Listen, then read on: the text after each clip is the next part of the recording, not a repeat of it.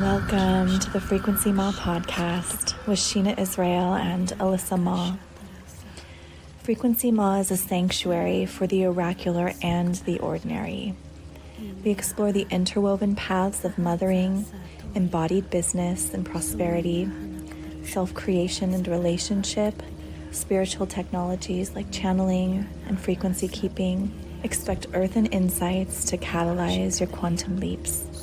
For the multi-dimensional, multi-passionates, all of you is welcome here. Journey with us.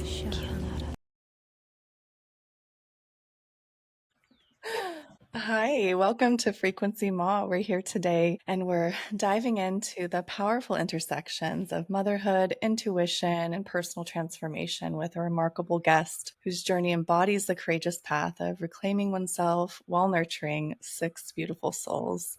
So I'm Alyssa Ma. I'm here today with Sheena Israel, and we're bringing you Kristen Giovanna, who is a mother of 6, who is actively reimagining her life after leaving both a fundamentalist church community and a 14-year marriage. And she has a background in liberal arts and sacred music, and she's been on a 3-year journey of complex soul healing, reconnecting with her intuitive gifts, and navigating the complex terrain of co-parenting along part-time homeschooling and almost full-time work. So quite a weaving that you're situated in. Her vision of creative flow, inspired connection as pathways to abundance and creating spaces for mothers and children and families while challenging the structures of American society that often undermine maternal well-being. She's really forging new possibilities for mothers to pursue their dreams without compromise. And so in this episode, we're excited to welcome Kristen, who's situated on the central coast of California, where she's writing a new chapter of her life, one based on authenticity, intuition, and wholeness. And we're so happy to have you here today, Kristen. Welcome. Thank you. So happy to be here. That was beautiful. Thank you. So I'd love to just kind of ask into you were raised and later left this fundamentalist church community. And I'm interested, what aspects of that experience shaped your path? What was that, inner knowing that eventually guided you to make that shift out of that space and to step away and into something new? Yeah. So I was raised somewhat non-denominational, but my mom especially was very,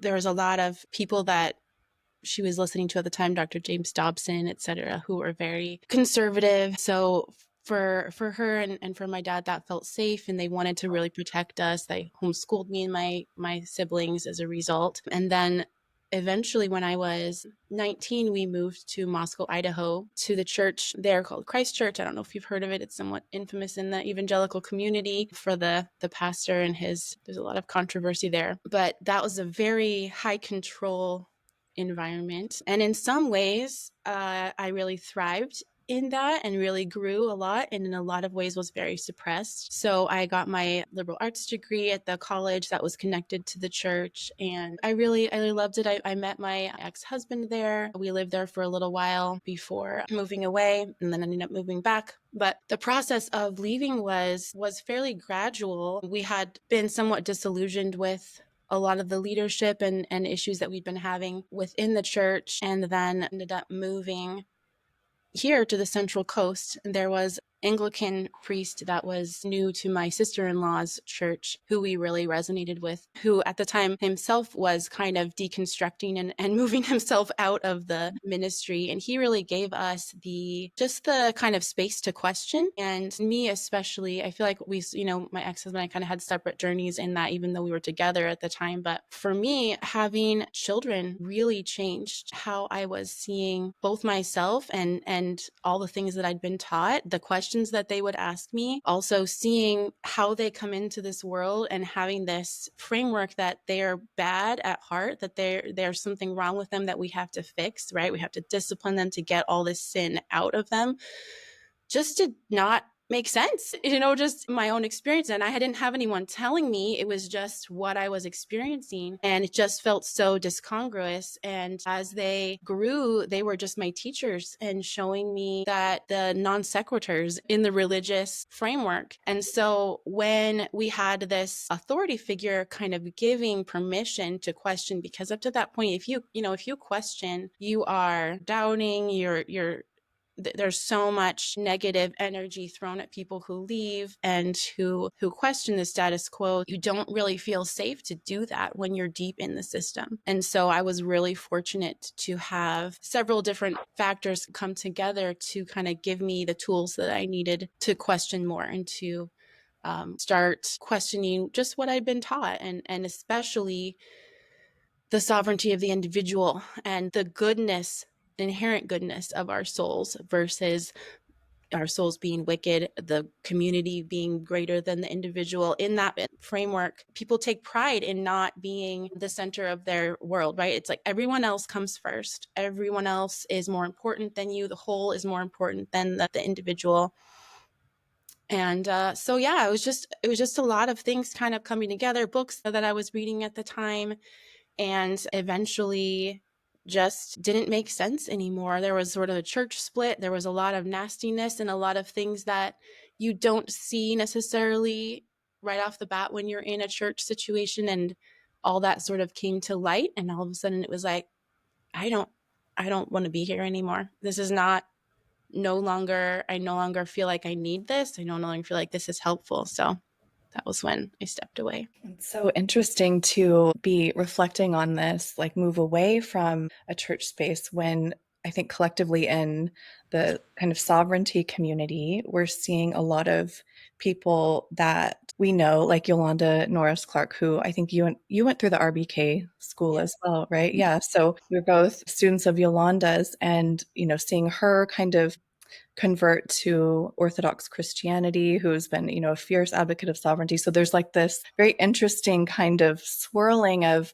seeking for communal structures and more traditional structures. And then this simultaneous kind of pressurizing around really stabilizing in our own individual expression and retaining that, yeah, kind of core sovereign central pillar from which to then connect and resonate, in community. So yeah, I'm curious to hear you speak about this, having been in this kind of a community that required the collapse of that impulse to question and to express authentically. Like, what is your vision for? Because, it's like, yeah, we step out of communities that require that collapse.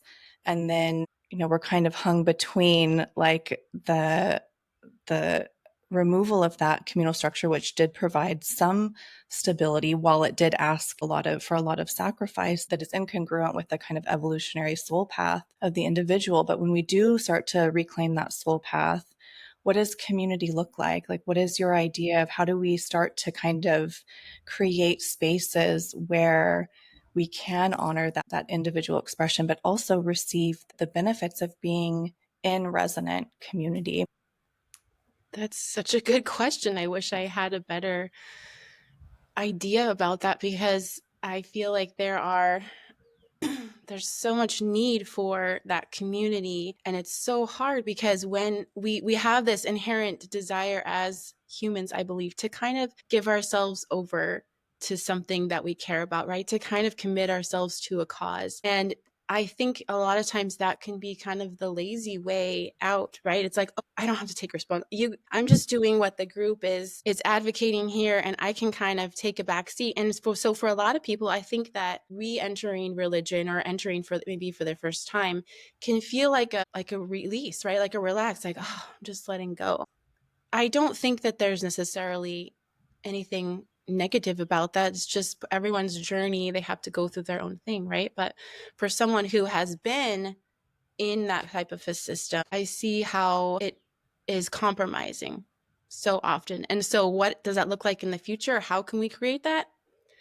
The only thing that comes to mind is that we have to have some sort of shared vision, but it can't be kind of a moral type vision. It has to be like work based. Like we want to create this society. We want to create this respect for the land. We want to create this type of community. And it kind of seems like necessarily has to be very non-personal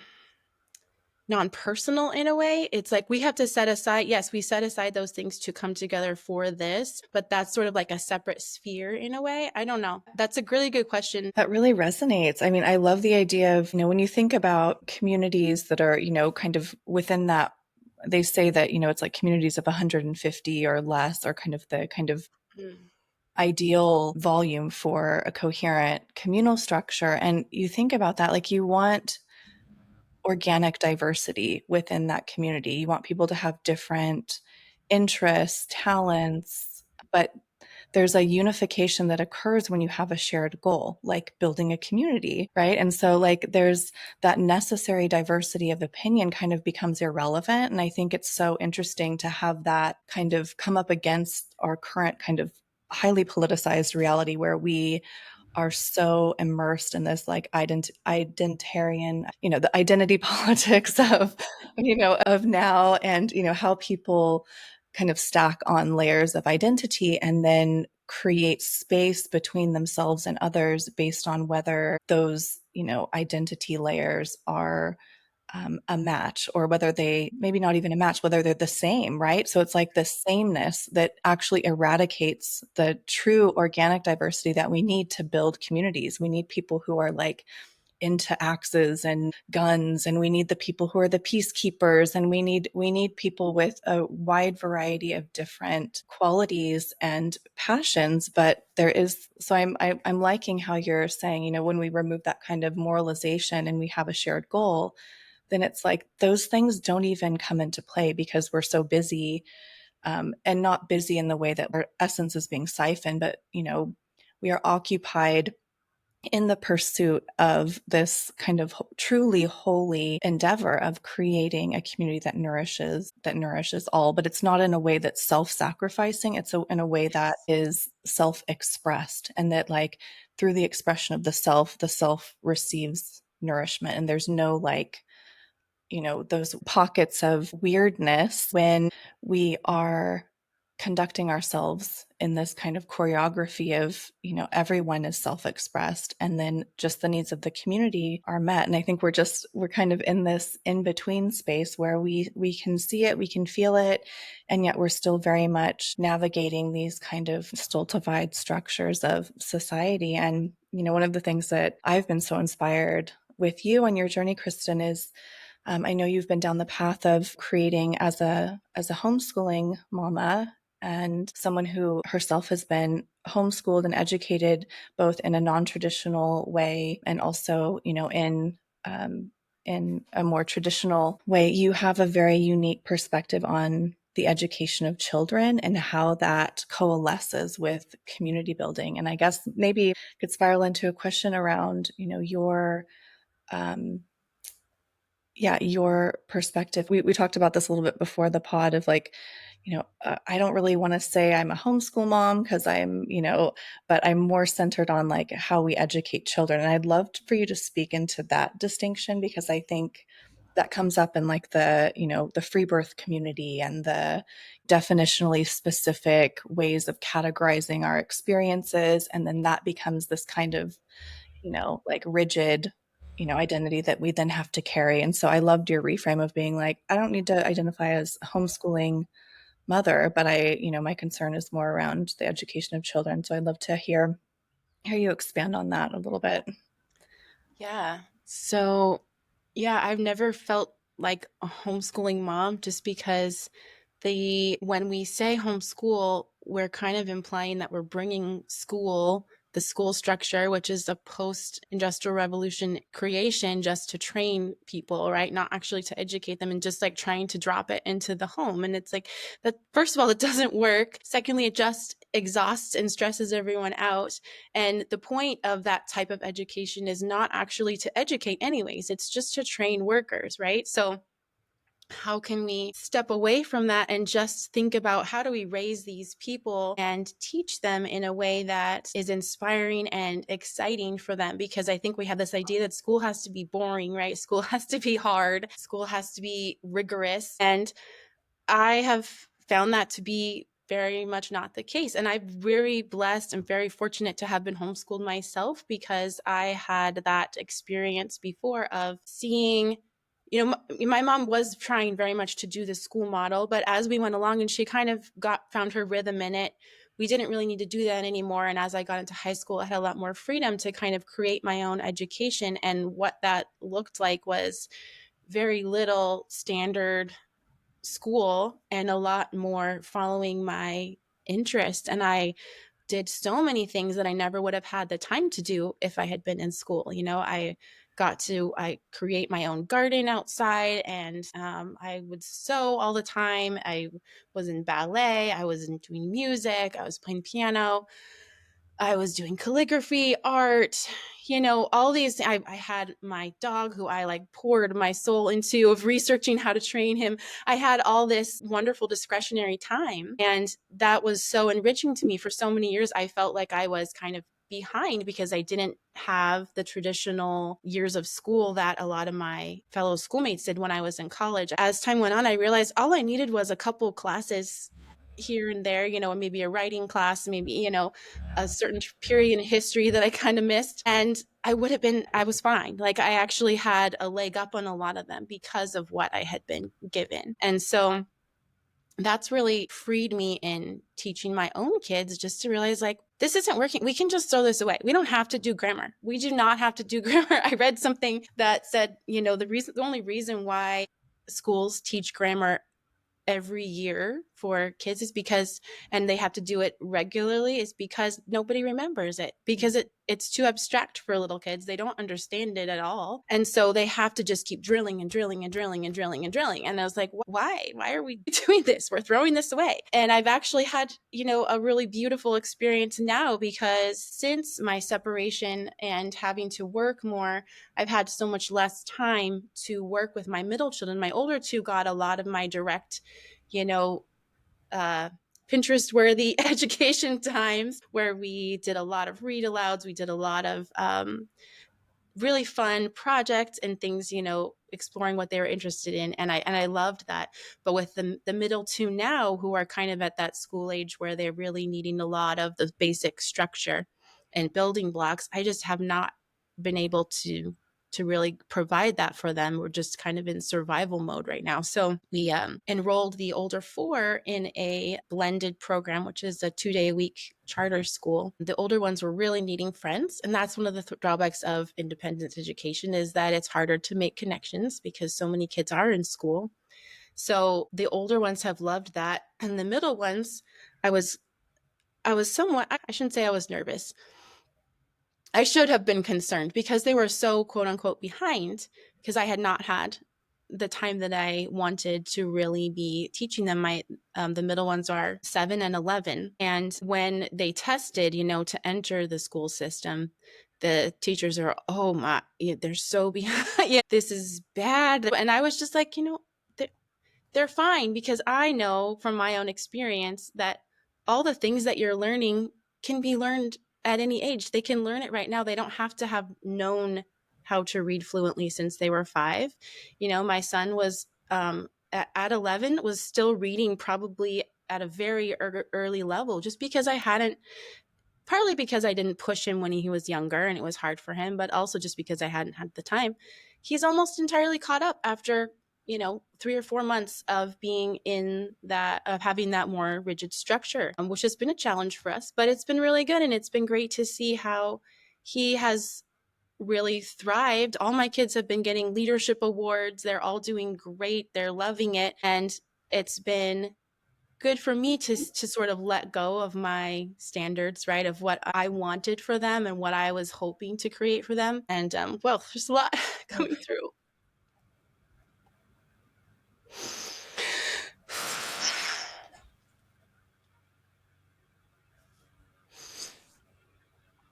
And just to like allow that their experience is going to be different.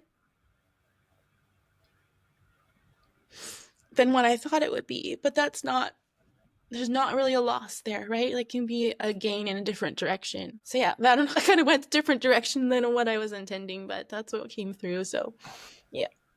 I think it's all so connected. I mean, there's such deep grief there, I think, with the uncoupling journey and like having this. And I might be projecting some of my own experience. And we also have, a history of talking about our journeys with divorce and uncoupling. But there is this kind of, vision that you craft with your partner, and, maybe some points of that are incongruous, but you have this stable family core. Yeah, you have this grand vision that, maybe has an element of purity to it, where you're like, I'm going to create this container in which my children can be, fully unschooled or fully, and then there is this kind of, as soon as you give it a name, it has boundaries. As soon as you give it a name, it's enclosed in something. And then, if it falls outside, you're like, is this congruent? Am I out of integrity? And then, going through, the kind of the necessary reconfiguration of the family constellation through the uncoupling process, and the material resources that are available are different, and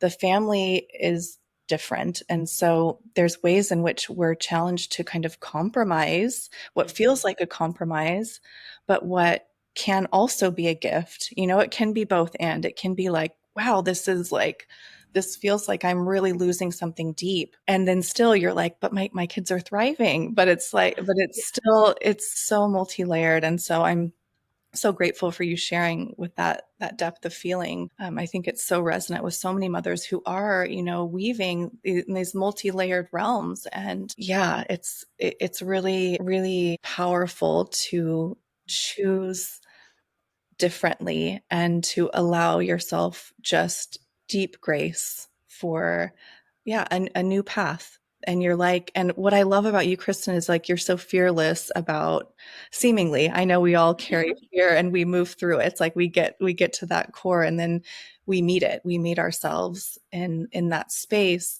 But from my observatory perspective, I'm like, oh, she's like, you created the most magical, like, we had the pleasure of visiting, my children and I visiting you on your homestead, Love Homestead. I think it must have been a couple of years ago now, and my kids still talk about this visit, and they're like this idyllic place of wonder, and just, it's like I dream about it too. It's like just kids everywhere pursuing their own ends. Like, your one son was upstairs playing Monopoly or chess, and then someone was on the trampoline. There was someone playing with cats, and what I found a video of one of your daughters with my phone, just videoing everyone, and everyone was just doing what they were compelled to do, and it was like, it stands in my mind as this kind of like, yeah, just pure expression of like the unschooling life, and yet life keeps moving. And yeah, I'd love to kind of spiral into anything else that you would want to share around your separation, or I feel like we could also go like the community route. But I know like all of these threads are so closely woven. So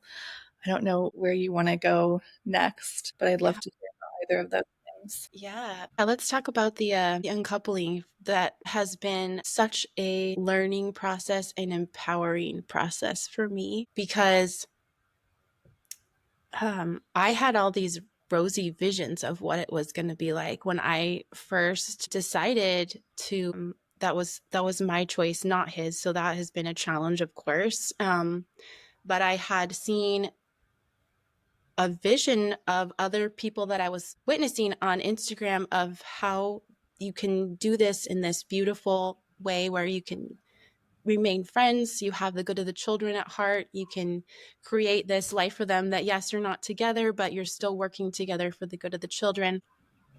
Over time, I had to really let that go, because I realized that was my vision, that wasn't his. And there's so much hurt and, just history between us that really made that not possible. And I had to really let that go. As a result, the gift of moving through that separation, as painful as it has been, because it has not been pleasant, it has not been easy, it has not been rosy or amicable. I'm learning to be grateful for it, because it's actually given me this strength. It's been like the medicine that I needed, right? The medicine that I'm finally able to do or forced to do what I was never willing to do when we were in relationship, right? Which was really not be afraid to speak my truth and not be afraid to hold boundaries, because I gave that away for so many years. So the moving through that and navigating that is just the medicine. And it's just healing me, because I'm being forced to stand up for myself. I'm being forced to not mother, all those things that we want to do as women, that we've been told we are supposed to do, that other people expect from us. So that's one of the things I've been thinking about recently regarding the uncoupling. It's just how that process is exactly what you need to heal from the relationship itself, right? Beautifully said. It's like birth too. It's like, even though it's a death, it's a rebirth, and there's all kinds of wild pangs of pain, but that it's perfectly constructed. I think, yeah, when it is highly uncomfortable for me, settling myself in the knowing that it's purposeful, and that, yes, like the relationship hasn't ended, it's moved into another form, and it's almost like higher stakes, and that there's less of that shared vision to rely on, there's less of that trust, there's so that's like you're relating to this person with whom you were united as this totally new entity, and so you're like, reconfiguring your own energy system to relate to them as a coherent individual, and all of the ways in which you have given away your power become magnified. And like, yeah, it's like this, the pimple, coming to the surface, and it's like, it's uncomfortable, it can be ugly, and yet when we meet it and we choose ourselves, like in the highest holiest sense, when we choose ourselves and we choose that inner integrity, then we can transform that dynamic just through transforming ourselves. And so it's like, I love you articulating that, like, having to give up a vision of like it being like, we're still going to be best friends and we're going to agree on everything. And, there's not going to be anything lost. Like there's going to be a lot lost. We're at the same time, we're opening up pathways to create new pathways for abundance to flow in, but it's like that deep deconstruction is incredibly painful. It's hard to even talk about because it's so personal, and yeah, there's just so many like tiny private moments that I don't think we even voice to like our friends, that we don't even have the words for.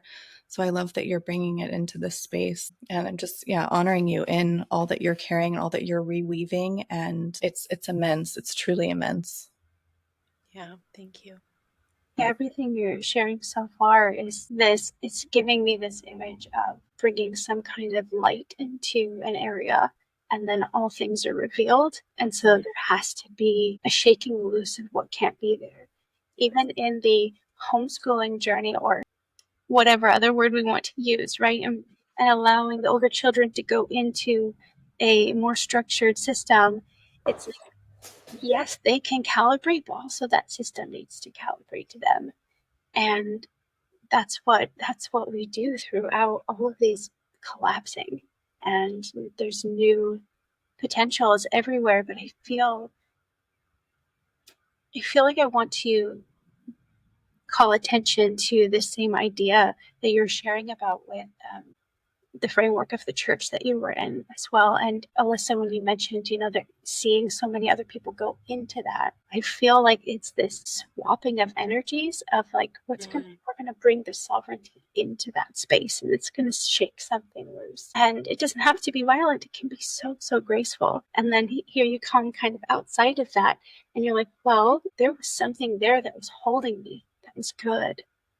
That was a blessing to my childhood or my children or something like that. So how can we create from the inside out and the outside in? And I feel like when we're talking about communities and creating that community, I feel you are someone who's like really in the weave, really like stitching with this like golden thread inside of many different parts of the tapestry. And I want to also acknowledge your willingness to just be in the emotion of that, because it is challenging. You just have a posture of courage, even if of course you're willing to cry. There's courage there, and I see that, and it's so like, it's like, not that your struggle makes me happy, but your willingness to be in it, and your willingness to bring light to it and love to it and do the work that you're doing, it feels, that's the breath of fresh air. I feel that so many mothers and parents, and just maybe even children, right? They really need that. They need to know that they're coming into a world where they can actually breathe. And so we have to breathe a little deeper. That's so beautiful. Thank you for reflecting that. I love that.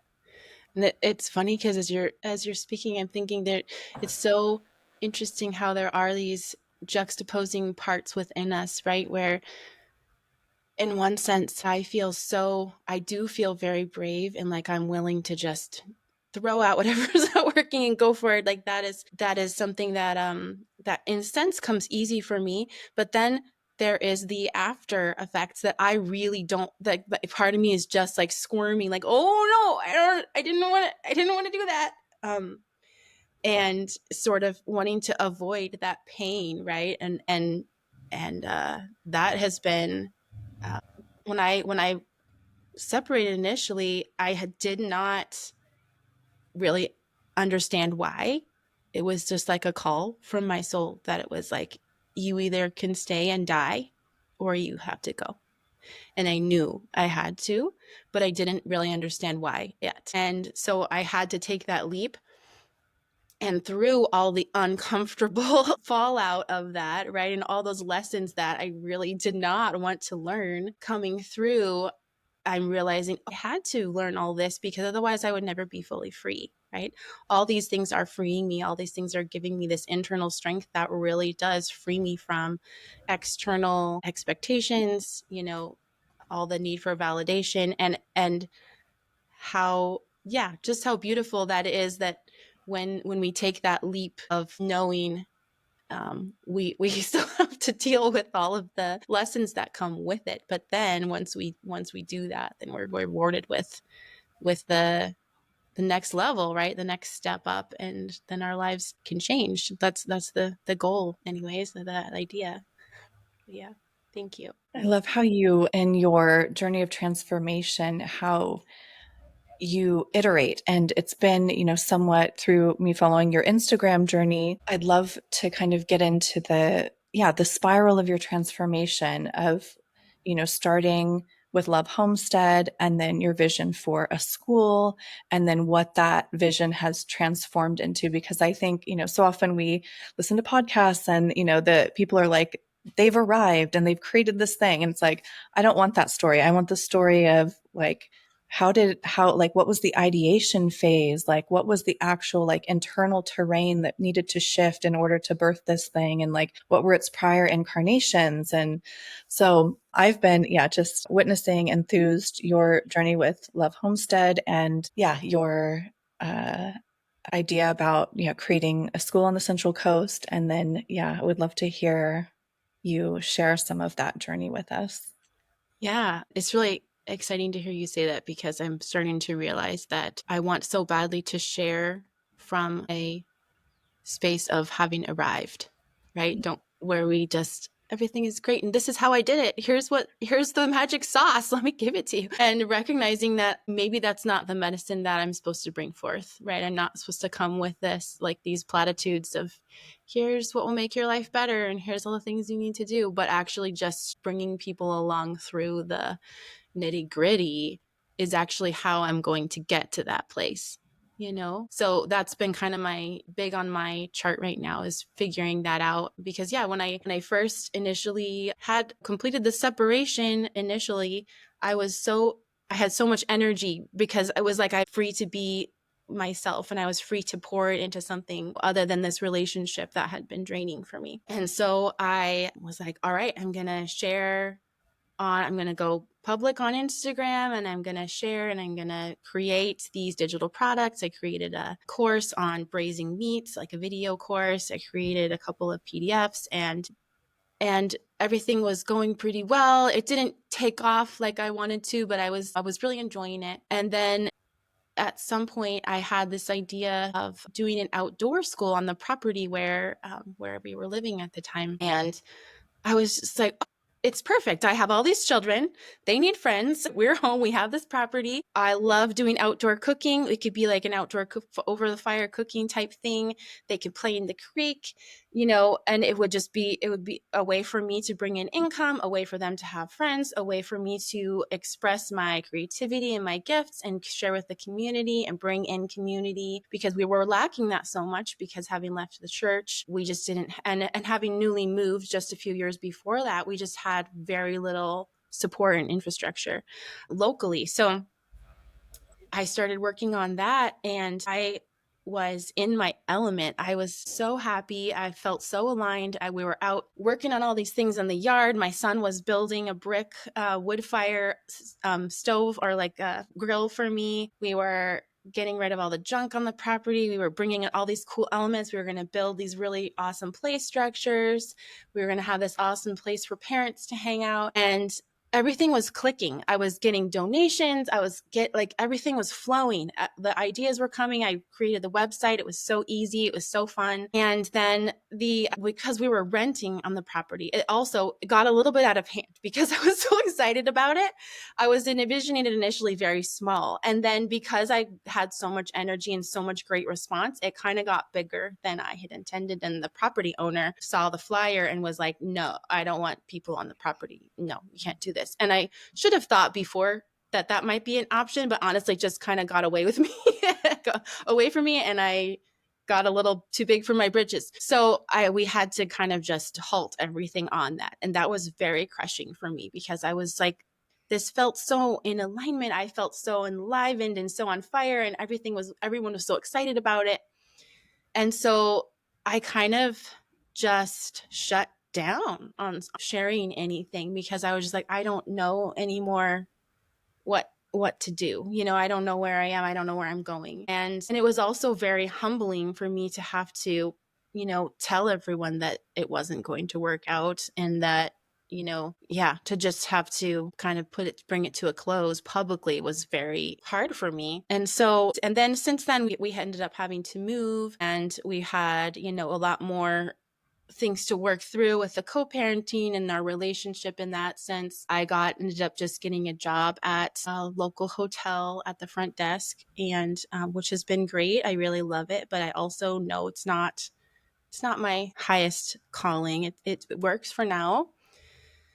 But recently, I've just felt the call to start sharing again on social media. I have a vision for this community space I was talking with Alyssa about already.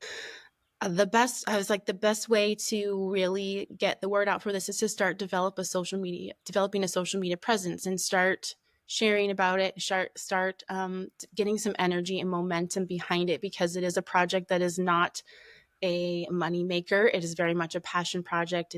It's not a viable business plan in any sense. It requires a lot of donors and or grants or something. But then trying to figure out how to start showing up in that space. I created a new social media, a new IG, and just figuring out how to start sharing. How do you share from a place where you haven't arrived? How do you share from a place where you're still in survival mode and you don't really have time to spend a lot of energy, time creating, right?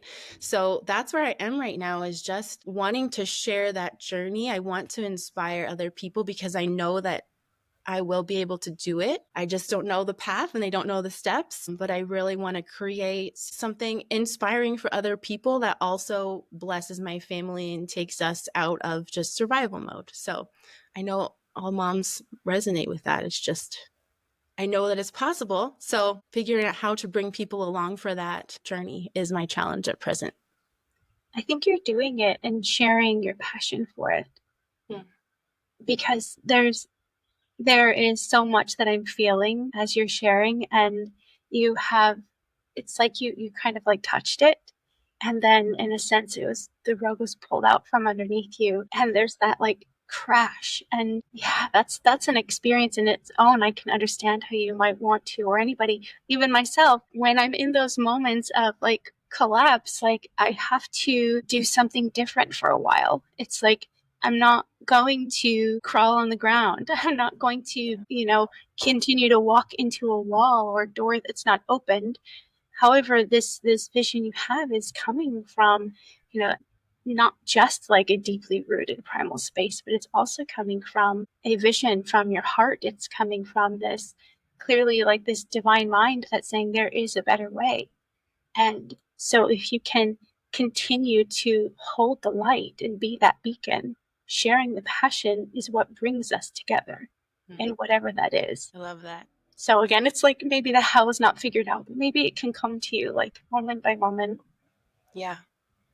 Yeah, I have a really awesome mentor. She's an astrologer in her 70s, and she has been so kind in helping me. And one of the things she told me was to kind of make a contract with the divine where you are, saying, show me the next steps. Like, I'm here, I'm open, I'm ready, I'm willing, and I need some guidance. I need some signs. I need some, and the other side is that I will always act in authenticity, and I will always show up in honoring that light that is coming through me. And yeah, I so far that has been working. I feel like I just haven't hit yet on the right mode, but I'm excited about that. I love that you shared that you are, steadfast in the belief that what you're creating it's already a reality, but you're like, so you're not surrendered in that. Like the vision, you're holding the frequency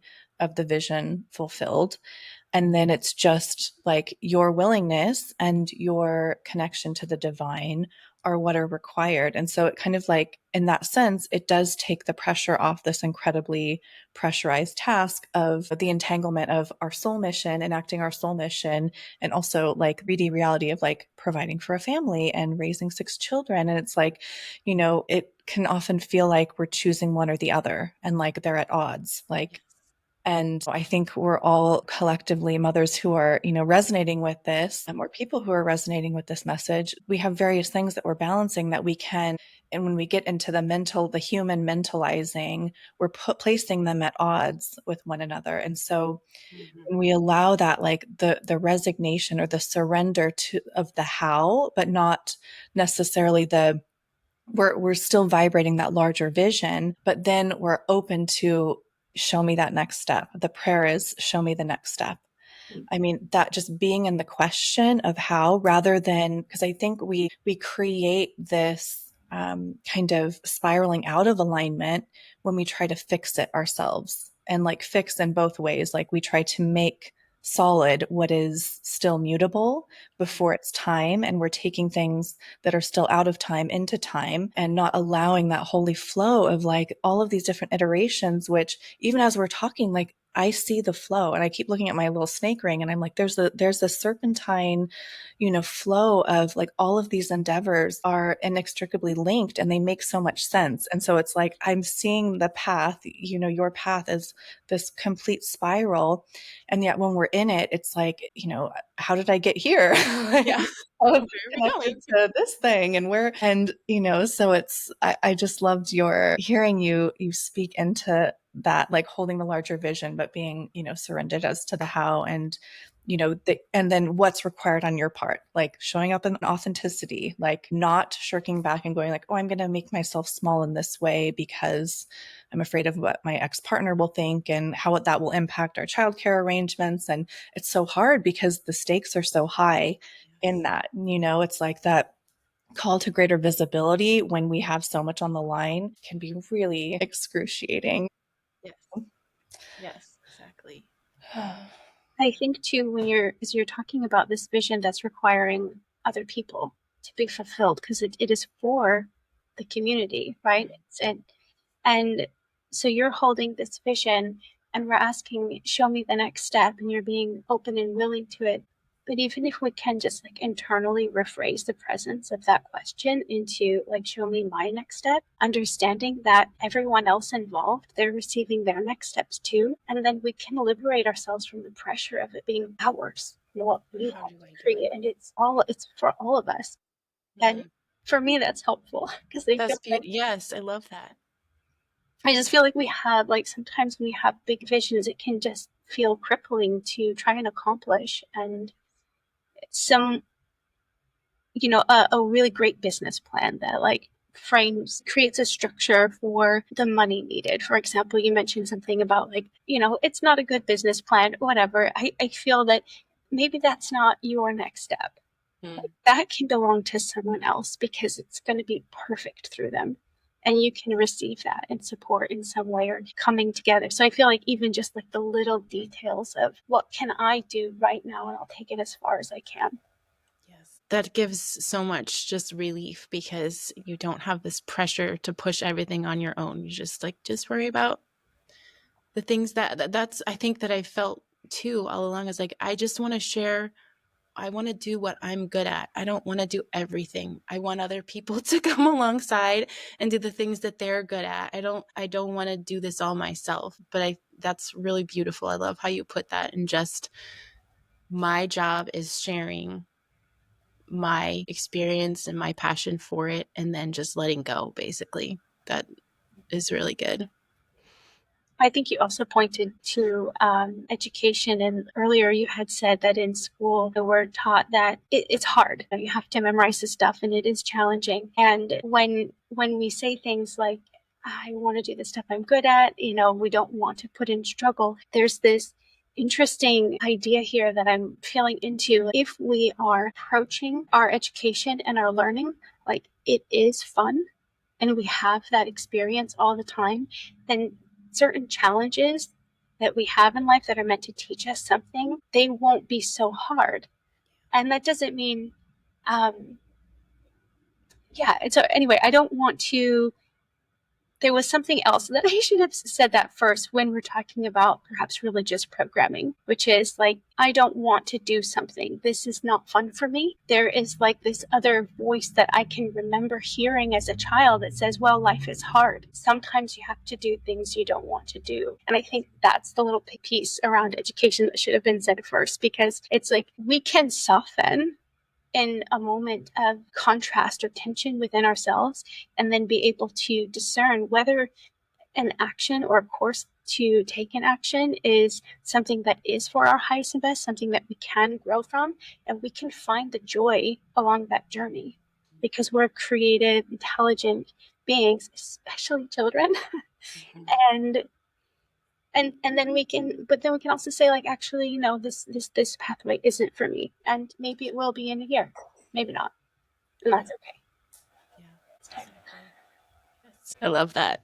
It's allowing the discomfort to come alongside the bliss of the vision of the soul path expressed, and that we don't have to, because I think that is kind of a new age truism that everyone's seeking, like, is it easeful, is it, and it's like, yes, we are seeking ease, but the ease is held in it's held in another part of the self. It doesn't mean that we're not moving through things that are pretty radically difficult. We need that difficulty to upset those condensed structures in the self that need to move in order for this new configuration to land in our bodies. And so I love holding those things together and allowing it all to coexist. I'm like new to this configuration, but I would love to like even share on the screen that your website for your new space. But could you share a little bit about kind of your vision for this new space? I think speaking it in will inspire me and others, I know. Yeah. So it's hard to describe because it doesn't really exist at least in America, that I've ever experienced. But it's basically a community center, an outdoor community center, a beautiful outdoor space that is a place that both parents and children would love to be, and that both are welcome in.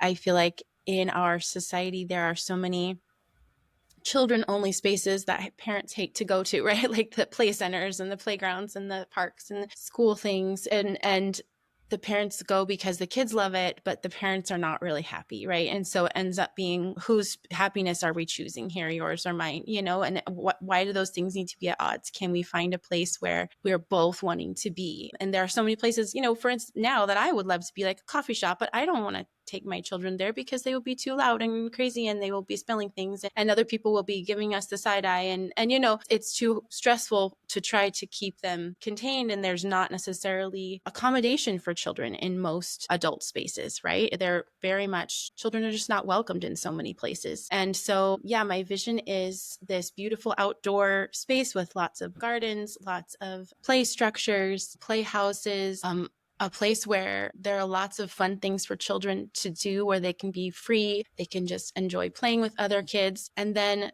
there are also all these beautiful spaces for adults to gather as well, for everyone to gather, not just adults. But the idea is the whole community can come together, and it involves a beautiful outdoor kitchen and big tables where there can be community dinners and cooking classes. There are a lot of workshops for the kids where they can learn art or mechanical things, or lots of different knitting or gardening, a lot of ideas coming through. But there is education involved, but it's not a school. It's not a drop-off place where you drop off your kids. It's kind of a place where both, for what I desire, I want a place where I would love to be, and I can see my children enjoying and thriving and being welcomed at the same time. So in my initial vision, it has a coffee shop or some place where you can get something to drink. There are a lot of fire pits with beautiful, landscaping. And then there's all these areas where the kids are free to run and play. And yeah, there's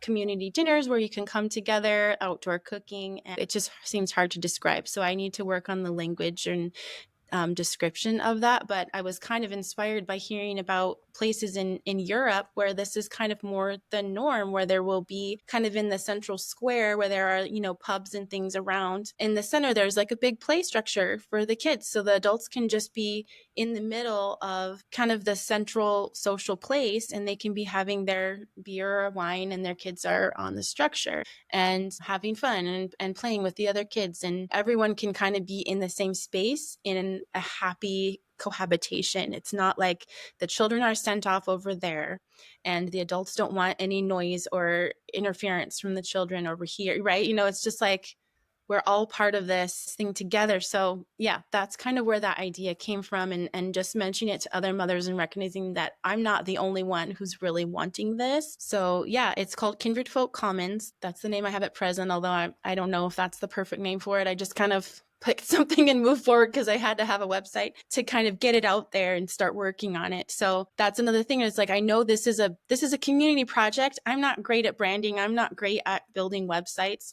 So when the right people come along, I'm excited to have this grow and change. But I want to get this vision out there and start talking about it and getting other people interested in it so that we can figure out a creative way to make it work in our society with financial structures and legal things and insurance and regulations and code and everything, how we can make this possible, because I don't really know how it will work. But yeah, that's kind of the vision. I love it so much. I know we were speaking before recording that had been going back and forth on text, and you sent me the link, and it says an outdoor village for play and connection, kindredfolkcommons.org. And I click into it, and I'm like, I was thinking like, oh, she's sending me this amazing place so we can like meet up, because, we live only a few hours apart. And I'm like, what is this place? Why haven't I heard about this before? Like, this is my dream. Like, this exists. And I'm just like, I was so like a buzz with delight. And then I keep scrolling. I'm like, oh, it's Kristen's thing. She's building this. Of course it is. And I love your passion and your commitment to externalizing these ideas that, like you said, like every time you mention it or show it, other mothers are resonating, and they're just waiting for that first expression into the external to go, yes, I want that. That's what we need. So I think it's, kind of circling us back to this like desire for community. I think, there's so much of, what community has been, sullied by us, collectively not being in a space where we can hold these higher frequencies, and we're relating from lack, we're relating from our, templates that are, highly traumatized, and we're relating from places where we are seeking to collapse the self so as not to meet those areas that we need to transform. We're like, I'm content with disillusionment because it's more comfortable in a sense. And so there's like, all of these, and I'm speaking, broadly across, the spectrum of different communities that exist, new age communities. You've heard so many stories about like the commune that starts off, everyone's, really vibing and happy and it's working. And so I think, we're in this collective re-envisioning of like, we need community. We know that what's currently happening isn't working for mothers. And so, what are those kind of bridge structures that can allow us to begin to gather with people with whom we share resonance? And, by which I mean that like body resonance, and not like resonance with like mental resonance where it's like, oh, you're this political view, or you're this, that true like, okay, community building. And I feel like this is just like, the perfect bridge solution to, an eventual, and it doesn't have to be connected to like some larger commune where we're all, living in huts together. I do carry, that dream as well. But this feels like such a beautiful place to go and to, be present with your children, because I think that, collectively, especially in America, where the three of us are, there is this kind of, especially with Mother's Day coming up, there's this idea that Mother's Day, or, the way that we honor mothers is by separating her from her children, like giving her a break. And I'm like, when I'm thinking about what I most want, it is exactly that. It's being in a space where there are other trustable adults present to hold it with me, to enjoy it with me. I think that's another thing with single motherhood too, is that the pain is not just, not having other adults around to help or to carry the burden of raising children, but to enjoy, like have a collective, like to that side eye look of like, oh my gosh, wasn't that funny? Can you believe he just said that? And, to have that shared enjoyment. And I think that, structures like this, birthing these into the world, create that space where we can, be present with our children, but also be held in community, and just truly a dream. Yeah, and we're in such a tricky place right now, I feel like, in America, where we have all these structures and systems and societal norms that we've inherited, and we're kind of the first generation now who's really conscious that this isn't viable. Like, this isn't working. The way that things were set up is not really good for humans, right? To separate everyone into isolated family units and kind of have them be in the neighborhood amongst strangers, right? And have people, there's just, so many things. So, but the gap, there's this gap between, like, we can't go back to village living anymore, right? Like, how can we envision a new way forward and a new way of connection that sort of honors our path and where we've been, that doesn't just try to, okay, we're all going to go live in a commune and go back to 1850, or it doesn't work. And so, I don't know that this is necessarily an answer, but it's sort of like a step that I feel like this is answering an immediate need, and I'm excited to see like where we go from there, because there's many places we can go and so much we can do and accomplish from there, and in changing that and sort of becoming more human in how we relate to each other. Yeah, it's like creating a bridge, right? Because earlier you had said just this desire to get your family out of survival. And I think a place like this offers that. It's a moment for everyone to be either in play or in rest or whatever it is that they need in that moment. And from there, opportunities and perspective and everything can kind of flow in from that like collective calm. Yes, exactly. Mm-hmm. Yes.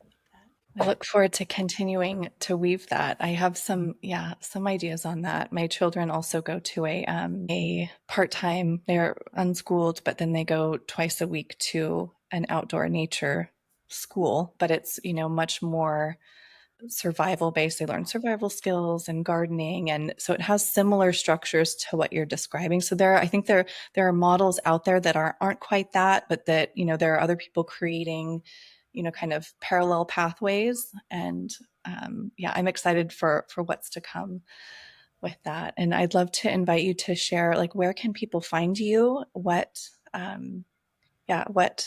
platforms can we find you? Are you willing to publish that that are not published. Are you willing to share the website link?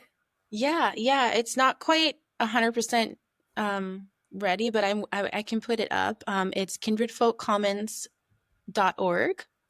And I'm on Instagram at Kristen.Giovanna, and also on TikTok at the same handle. So yeah, we'll see where it goes. But yes, I would love to start getting that vision out there and get it shared. Thank you. Thank you so much for being with us today, Kristen. This was just lovely. And is there anything that we haven't asked you that you would love for us to ask you, or anything that you would love to share in closing? No, I don't think so. I just feel really, I love this conversational format, and I love hearing your reflections. It's just been so nourishing and good. And I just appreciate both of you. And I love the way that you weave everything, Alyssa. You just have a gift for that. And so I'm really grateful. Thank you. It's been such a pleasure. I'm so grateful to have you here and to share this space. Yeah. Wonderful. So, for all of our listeners and viewers, thank you for being here. And just a note too, it helps our podcast continue to produce quality content like this by liking our videos, sharing them with someone who might benefit from this, and subscribing to our channels wherever you listen or view. And we're just so grateful for your presence here. We feel you in the field, and it is a shared weaving with not just the three of us, but everyone who's tuning in. So let us know what you think about this conversation, and reach out to Kristen if you do have ideas on how to create this outdoor nature-based community space. Especially, also shout out to our folks in Europe. We have a lot of European listeners, and I know this is something that is more common. So if you have ideas, let us know. All right. Until next time, thank you so much. Thank you.